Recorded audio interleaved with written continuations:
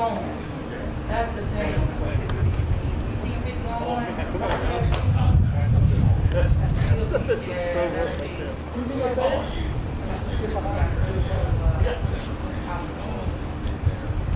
Be nice to me now.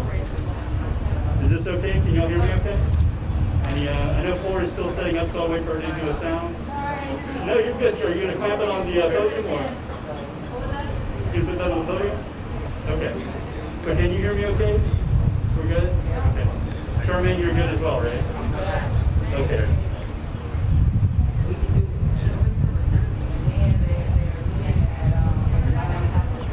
You want to see it here?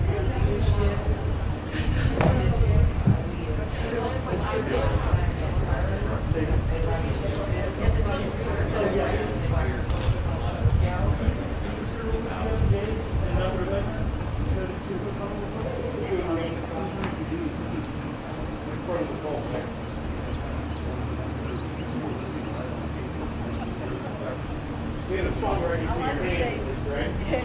I like when they use cognito. And they're doing away with some of the St. John's NORD for one prior to that. And Criminals, baby. Criminal, right, sorry, not convict. We good? Everybody good? John Ford, you good? I say why. Look. Okay, but Steve. We want you to stand with us.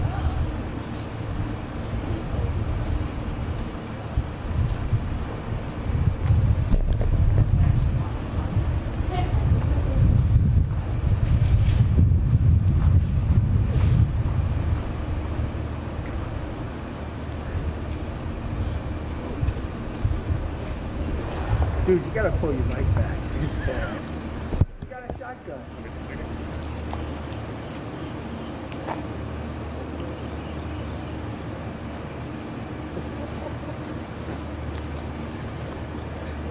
Well, good afternoon, and thank you so much for being here with us at the headquarters, of course, for the New Orleans Recreation Department Commission right here at Milne. I'm joined by leadership across the board, Dr. Avegno, Jennifer Avegno, who is our director of the New Orleans Health Department, joined by Larry Barbino Jr., who serves as the CEO for NORD. Also joined by Dr. Gabriel Morley, who is our director of the New Orleans Public Library, and we appreciate him. Also joined by our president, our commissioner chair of NORD, Mr. Brian Igana, in addition to Ms. Emily Wolf, who serves as the director of the Mayor's Office of Youth and Families. It takes a team to pull things together, and we are prepared to kick off how we're going to service children for the summer of 2020. So we're excited, even as we have made tremendous progress dealing with COVID-19, being able to flatten the curve, of course. That only became possible by the commitment from our residents who demonstrated that they trust themselves, they trust community as a whole, they've demonstrated civic trust, in addition to trusting data and science that has led us to where we are today with this wonderful announcement to kick open and to really start the season and let you know what that will look like for the summer of 2020. Without further ado, I'm going to ask Dr. Jennifer Avegno, who has guided the city, guided me as mayor in making decisions to keep our city safe, and more importantly, as it relates to our children and families throughout our city. Dr. Avegno is like me. We're both mothers. And making sure that we had something for our kids to do over the summer has really been a priority for us, but making sure only if it's safe to do so. So because of the gains that we've made as a community, we're able to share a little bit more how we're going to service our young people throughout the summer. So with that, Dr. Avegno, and I'll come back in. Doc?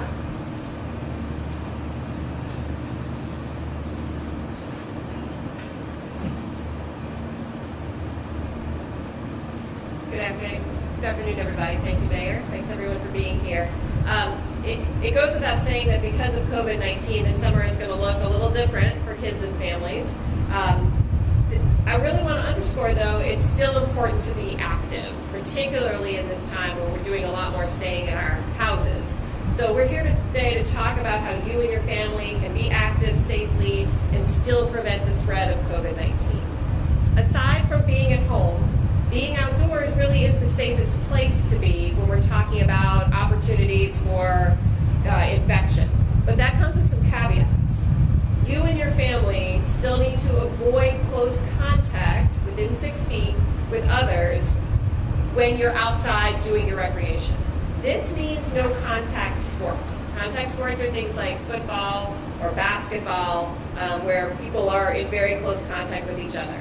You should practice social distancing at playgrounds, on paths, or on fields, any outdoor space. As the mayor said, I am a mom. I know this is hard, especially for younger kids. So it's really up to parents and guardians to keep a close eye on their kids and just help remind them to stay away from others. Just like inside, the virus can linger on outdoor surfaces, so it's a good idea to carry some disinfectant wipes with you at all times. And I can never stress enough the importance of washing your hands or using hand sanitizer regularly. We're seeing some better supply of hand sanitizer locally, so that's a good sign. Use this before, during, and after any recreation that you might be doing, whether it's just going for a walk or whether it's your child climbing on playground equipment. You're going to hear some details in just a second about NORD's recreation programs that they're going to be offering. But I just want to hit on a few of the public health considerations that went into the decision making. So baseball and softball, we consider to be limited contact sports. And according to the state guidance, they can go on, but with modifications. What those modifications look like in some degree is that we are closing bleachers and dugouts to prevent the type of close congregation, intimate contact that could easily spread the virus. You'll hear in a minute that pools will be gradually opened by appointment only for lap swimming. That is not because the virus spreads in water. It's because close contact in a pool is just like any other close contact, where the virus can easily spread through respiratory droplets at close range. So kids playing in a pool next to each other is dangerous, but people swimming in laps individually is far less so. If you are the administrator of a summer program for kids, you must register with the State Fire Marshal's Office through opensafely.la.gov. When you do that, you receive detailed information about what is required of you to prevent the spread of disease at your program. Remember, we are requiring that everyone wear a face covering indoors at all times. That's for your protection and the protection of those that you are interacting with. We've talked about gatherings of a household size or having your phase 1 crew, with a C, not a K, a couple of times. And I want to keep reiterating that it's incredibly important to limit the number of people with whom you come into contact. And that goes for your kids too. Choose a very small and consistent group of friends that your kids will interact with over the summer. Encourage them to do outdoor activities and still maintain social distance. Riding bikes, going for walks or skateboarding, scootering 6 feet apart. That's things that kids like to do and can easily do safely. I would still very much recommend against prolonged close contact between kids like sleepovers. The longer and closer an interaction, the higher the likelihood of disease transmission that your child could bring back to you or other children could bring back to their homes where there may be vulnerable people. This can be really hard for kids to understand, and I know because I've had these conversations with my own. I know they really want to see their friends, and there are safe ways to do that. So just talk to them remind them that they're helping to keep other people healthy by still sticking to these restrictions. Because of our incredible partnerships with LCMC, LSU Health Sciences, and the CORE Foundation, we are now offering more COVID-19 testing than ever before. We also have Osher Health Systems who are doing other testing, again, in partnership with the city. So we have some of the most robust testing anywhere in the world. We've removed all barriers and criteria for testing. Anyone can get tested at one of our mobile sites. Tomorrow, we're going to be in the Desire neighborhood and in the Lafitte neighborhood. There will also be testing in Mid-City at St. Anthony of Padua Church. Testing continues to be one of the most important tools in our fight against COVID-19, and it's only through extremely strong testing numbers that we can truly understand the impact in our community and whether we're continuing on our positive trajectory or needing to take a pause. So I encourage everyone to get tested, especially our families. Thank you, and I'm really excited that we are going to be able to have summer camp programming, and excited for you to hear about it.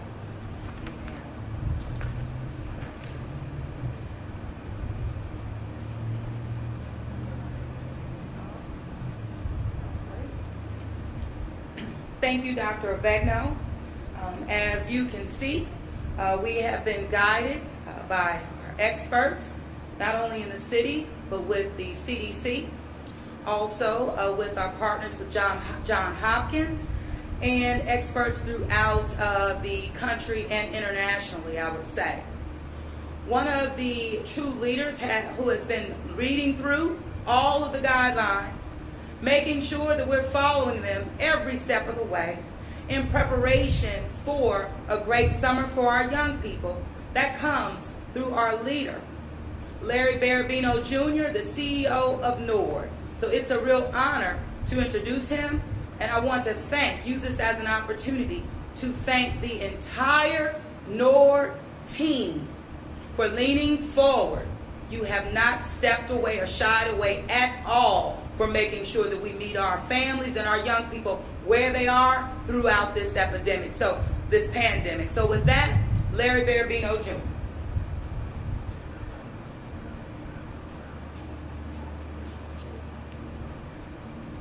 Good afternoon, everyone. As the city reopened in phase 1 on Saturday, May 16th, so did NORD. We opened in a modified version as it relates to programming and facilities. We're opening our 4 natatoriums in phases for, as Dr. Avegno indicated, for lap swim only. And the first one opened on Monday, which was a Gertown swimming pool. We have also opened our tennis facilities, Atkinson Stern and Joe Brown, but everything, of course, is scheduled with reservations to ensure that we're limiting the number of people that's at the facilities, and also that we're ensuring that our visitors are able to follow the social distancing guidelines. We are also, right now, my athletic team is putting together a pilot program, so we're about to look at opening baseball and softball for our youth to ensure that, of course, all of the guidance and guidelines are followed to ensure the safety of our players, our parents in particular, our staff, our coaches, our volunteers, and our officials. With saying that, let's talk about summer camps. Beginning on Monday, June 15th, NORD will begin hosting summer opportunities for our youth and teens. NORD began reopening our facilities, as I indicated, in phase 1 on Saturday, May 16th, with our playgrounds opening. And our playgrounds that have our site facilitators will be the ones where the outdoor play structures are available. Those playgrounds without those structures will be taped off until either phase 2 or a later notice. Due to CDC guidelines, social distancing measures, the 9-to-1 camper-instructor ratio, and a 25% capacity, there will be a reduction in the number of camps offered, as well as youth and teens served this summer. NORD camps will operate for up to 6 weeks, starting on June 15th and ending on July 24th. Our hours of operation will be 9 a.m. to 3 p.m. on Mondays through Fridays. NORD begins summer camp registration on March 7th and continued registration online up until May 7th during the COVID pandemic. Currently, there's a waiting list for youth and teen camps. All camps are at capacity due to the 9-to-1 ratio and a 25% capacity. However, we ask our parents to still visit NORD's website at nordc.org for the more up-to-date information as we continue to move forward with our camps. Or they can contact the NORD main office at 504-658-3252. Youth summer camps are offered by NORD and community partners for youth ages 4 to 12. There's a total of 20 youth camps this summer, which is a reduction from 34 camps pre-COVID. NORD teen summer camps offered for teens ages 13 to 15. And there's a total of 16 camps offered this summer, which is a reduction from 10 pre-COVID-19. Teen camps will operate in 2 sessions to accommodate spacing. Teen camp participants will receive stipends for daily attendance, but at the end of the completion of camp, instead of bi-weekly as in the past. NORD is currently working alongside with the city's health department that's led by Dr. Vegno, and in accordance with all CDC guidance, in preparation to operate a modified summer camp this year. The health and safety of our campers, as well as our staff, is our top priority. Summer camp operational guidelines are in accordance with Phase 1 camps and child care guidance. Curbside drop-off and pickup only. No parents or visitors will be allowed in the facilities. Temperature checks will be conducted daily before anyone enters into a facility, and anyone with a temperature over 100 degrees or higher will not be allowed in the building and will be sent home. Campers will be placed in groups of 10, 9 campers to 1 instructor. All campers will remain in the small groups throughout the duration of the camp while practicing social distancing. Camp staff will be required to wear face coverings. All sites will be deep cleaned on a daily basis and periodically throughout the day as the groups move around the facilities. There will be no field trips, no contact sports, and as Dr. Vegno indicated, there will be no group swimming for our camps. We will take advantage of our facilities and move a lot of our programming to our outdoors areas as much as possible. And we'll keep you all posted on any additional updates that come up as we move forward with our camps. Thank you. Larry, you want to add about the playgrounds? How you be phasing them in? Yes. Opening them? Yes, as it relates to our playgrounds and phasing them in, basically what we're doing is we're bringing our site facilitators back online, who then will monitor and maintain their playgrounds. As they're coming back online, we will work with our kids in groups. As for baseball and softball first, we will continue to practice social distancing.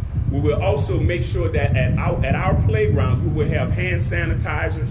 Also, we're right now working to ensure that we're putting hand sanitizer stations at our large facilities, such as Joe Brown Complex, such as Lafitte Greenway, and Berman complexes. We're ensuring that there will be, throughout the complex, hand sanitizing and our hand washing stations. Also with that, we will continue to work with our volunteer coaches to ensure that they're getting the proper training and proper guidance as it relates to working with our youth. As it relates to our baseball and softball league, as Dr. Vegno indicated, there will be no usage of the dugouts, and the stands will not be available for the parents. But strategically, we're going to space those players out to ensure that they're staying 6 feet apart, and the parents will be required to bring their lounge chairs to sit 6 feet apart as they're at the games as well.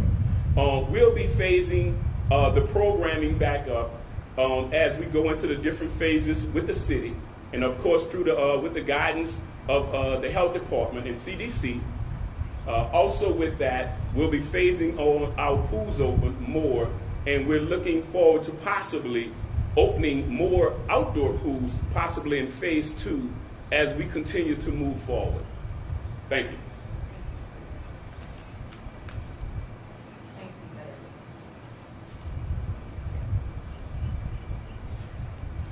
Thank you again, Larry. And also know that our playgrounds, as they are coming back online, they will be cleaned adequately daily. Proper signage will also go up, instructing parents that in between play and as they play, still practice cleaning those hands, using that sanitizer, regardless of how often the city is cleaning and maintaining the playground equipment. With that, a very key component in the city of New Orleans and to every community throughout our city, that is our New Orleans Public Library. And it's being led by Dr. Gabriel Morley. And I just want to thank Dr. Morley and all of our librarians, our whole team of NOPL, who kept programming going throughout as we've adjusted and moved through and working through this pandemic. But the residents were in no way cut off from the incredible services offered by NOPL.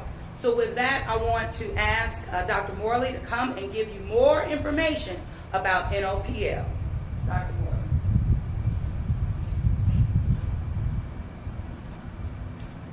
All right, thank you. Good afternoon, everyone.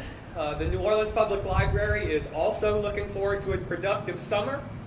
As the mayor indicated, our 24/7 digital library has been going strong. We've seen some good numbers, a huge increase in the number of electronic materials checked out each week. We're currently around 11,000 and climbing. So we want to encourage people, even though we're entering this phase 1 of reopening, we want to encourage people to continue to use those digital resources. Obviously, our summer program is not going to be like a traditional summer program where we have a lot of face-to-face programming with kids. We're migrating some of that into a virtual platform. We're also making some innovative changes to some of those programs. Be sure to check our website. We're adding new things every day. We're doing this on the fly. We have some exciting new programs this year that we haven't had before, such as a virtual escape room, where teens can use phones, tablets, and computers to solve scenarios. And essentially, instead of unlocking a door, you'll be unlocking a digital lock, and that will take you into the next room of the scenario. So that's an interesting new innovative program we've come up with this summer. We've also got some virtual STEM programming for kids to keep them engaged and learning during the summer, and just some fun things, our regular typical virtual craft programs. We also have a bingo card that we've done in past years. Part of the bingo card is to incentivize reading for kids primarily, but adults also. If you get a bingo card and you read for 200 minutes, you let us know, you send a picture of the card in that's completed, you're entered into the drawing to win some prizes. So it's a good way to stay active. It's a good way for kids to see you reading if you're an adult. It's a good way to keep kids reading during the summer as they get prepared to go back to school in the fall. For people who are tired of the digital resources and they want to get a good old-fashioned book, we've been planning to set up a contactless drop-off and pick-up service. We want to make sure that we can do everything possible to keep people from interacting with each other. So we've taken pains to go branch by branch and decide how we can offer this service. This will start next week. Staff will be contacting people who have holds. If people want to place holds on library materials, they can call the library. We're answering the phone. You can also do it virtually if you use your card online. We will be quarantining those books when they come back. As you return materials, we will be putting them into receptacles, and those receptacles will be sealed for 3 days. We'll let that 72-hour period expire. then we will clean those materials and then reshelve them. We want to ensure, again, that the staff is okay dealing with these materials and that patrons are okay. We don't want to reinvigorate this virus, through passing materials back and forth.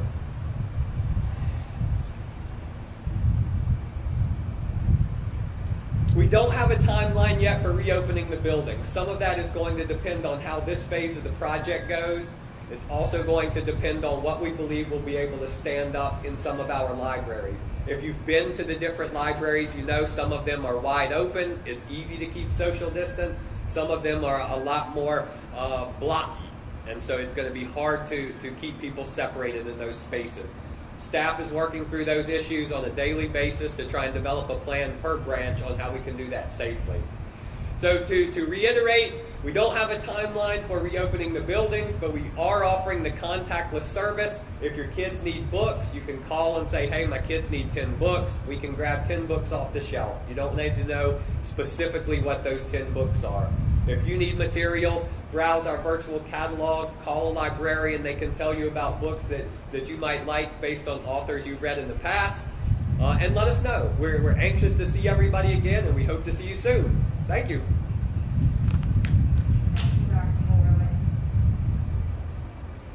Thank you so much, Dr. Morley.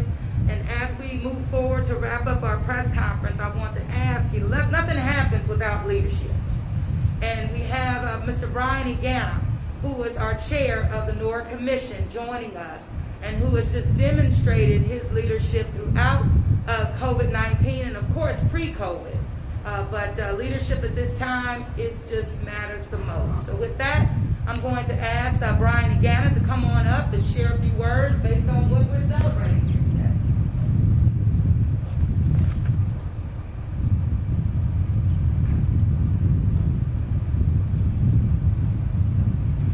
Thank you, Madam Mayor, and good afternoon, everyone. On behalf of the NORD Commission, I want to say thank you again, Mayor, and Dr. Begno, and my good friend, Mr. Bravino Jr., as well as the rest of the staff, and to my fellow NORD Commissioners who are not here with me, for their leadership and effort during these times. Myself, as a NORD kid, it was a good feeling this past weekend just even see Phase 1 reopen and just ride through the city and stopping by Kenilworth to see social distance at its best with seeing little kids from ages 16 to adult over at the batting cage, how this, practicing social distancing with baseball and seeing people being able to get back to our parks. We look forward to hosting summer camps along with our partners this summer. And as Mayor said, even though COVID-19 may have hit us, we've never stopped working. One of my roles on behalf of the commission is to execute CAs with the administration. And as Larry said, summer camp has continued to register as well as our partners. Some of the partners may have dropped out because of the challenges, but we are ready to continue moving forward. And it's just a great honor here. We are committed to adhering to the CDC guidelines and managing camps under the leadership and direction of the city's health department.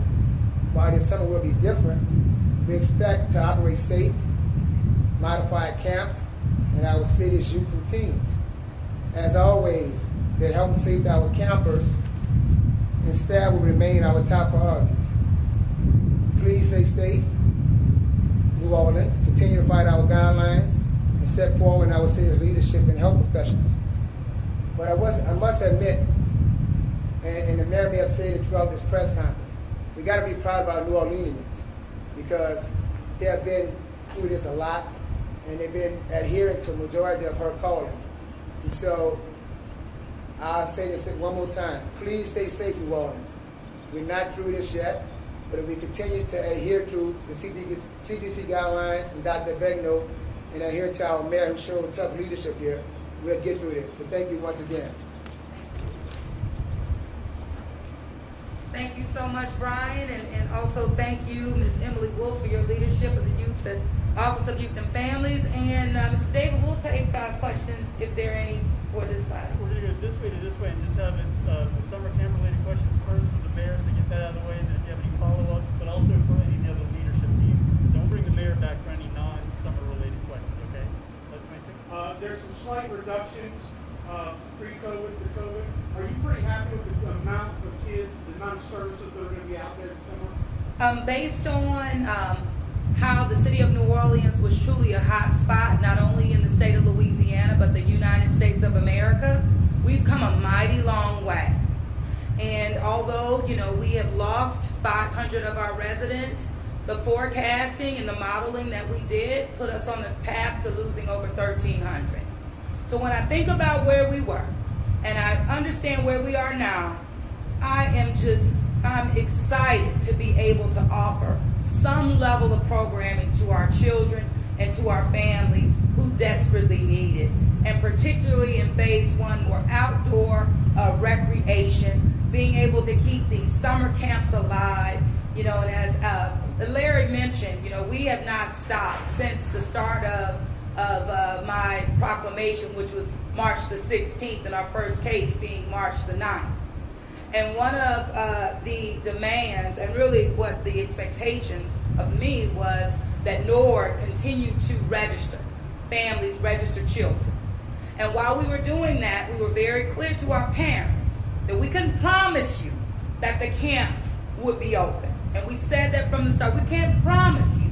We're going to follow the data that will give us a date. And we've done that. So to now be here, to be able to say, hey, camps are open, it means that we have done what we said that we would do and that we've demonstrated what is possible. And it's all because of this community. So I'm happy about it. And we will continue to work through those challenges as we move through this particular phase. And it also speaks to the reason why I did not put a date on the current or within the current proclamation. Because as we watch our data and as we continue to make progress, we'll phase things, into the progress that we're making, into recreation, into NORD and other things throughout the city. Can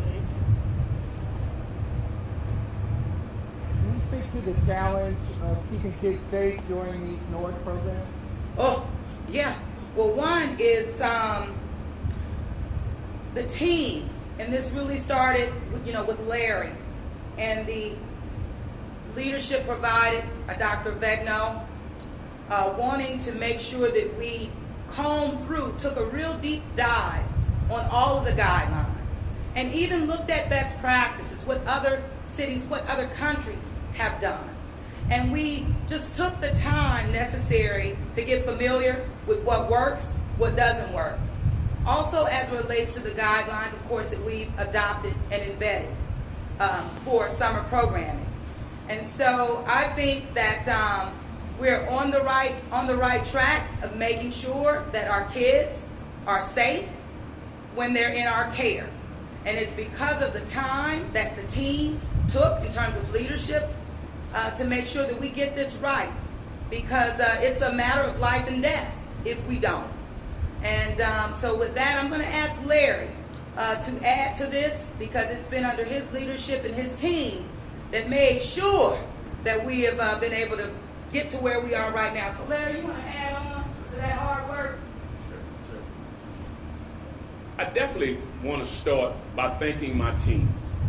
As the mayor indicated, where, portions of industry shut down, my leadership team, they were here working, whether we were in the office, socially distanced, whether we were working from home, but my team was definitely working. We were going through, we had Zoom calls with NRPA, National Parks and Recs, every Friday.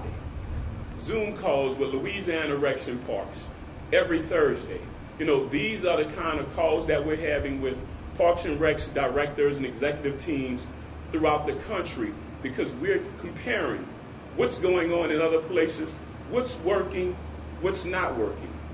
Of course, everyone is definitely paying close attention to how we can make sure not only that we're keeping our kids safe as possible, but we're able to keep our staff as safe as possible during this pandemic we're going through. One of the key components of it is keeping our kids in their groups. If we can keep our kids in our groups, Those are the key things that we plan on doing as it relates to 9 kids per 1 instructor. So we can monitor everything and we can ensure that the groups are not commingling and we can step up to any challenge that arises. Thank you. 8 and 4. Anything else? Okay. And Del? My question is, within the groups of 9 to 1, will they have to stay 6 feet apart, or is it just the bubbles? No, the groups of 9 to 1, and that's a total of 10 with the instructor. They do have to practice social distancing. They also, you cannot share different materials, like a ball, for example. That ball is for that group.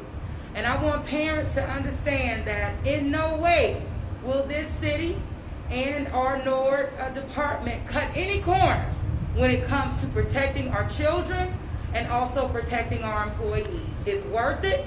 And while we have to make some hard decisions in terms of budget and operating the city, NORD, we're not playing around with our children and our families. It's important that parents understand that.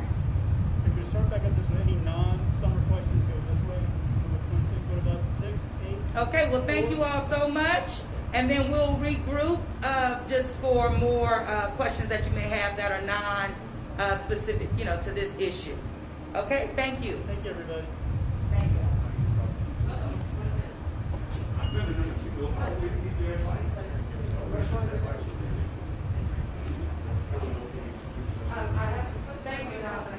Thank you, Madam Chair. Okay. All right.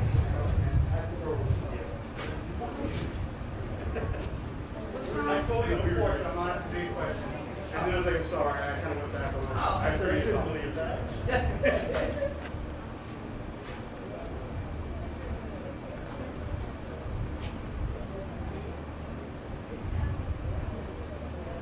All right. What? Do we have any non-summer questions? Anything? Okay. Thank y'all. No, I had it. Who did that mask? That's nice. From Sparkle City. Okay. It's actually the opposite of social distancing, except we stopped the mask and like that. Anyway, so I was just kind of wondering what your reaction is. 3 days without a death from COVID-19 in the city. How are you feeling? How is this? What is this showing us? Well, Madam Mayor, if I may, you did get the numbers from today, correct? I believe so. Yeah, because that's not well, we did have 3 days, but now we gained 6 new deaths, so we're at 500 today. But I tell you, as long as we have positives, right, we expect to see some level of fatality. But what this means is that the health professionals in our city continue to render the best care possible. And this has always been about saving lives, because I tell you, as we projected and we did the modeling and the forecasting, we were on the path to losing over 1,300 people plus. And so 500 residents will not come back, and we can't replace their lives, and that matters. But when you talk about saving more, that's what it's about. So it's a good thing, it's a good sign. We want to continue to be on the path to be the safest city to live in and the safest city to visit. Thank you. Also, one more question for us. Sorry to break the rules. I realize I have a clarification about the summer camp. Okay. There were 13. How many team camps are there going to be now versus before? They're going to be 6. 6, and there were 10. There were 10 in 20, what is this? In 19. Yeah, and with now 6. And we're also moving, forward with our youth employment as well, summer youth employment. Thanks, everybody. Thanks, guys. Okay. Yes, 4:30 show up on. No. Yep.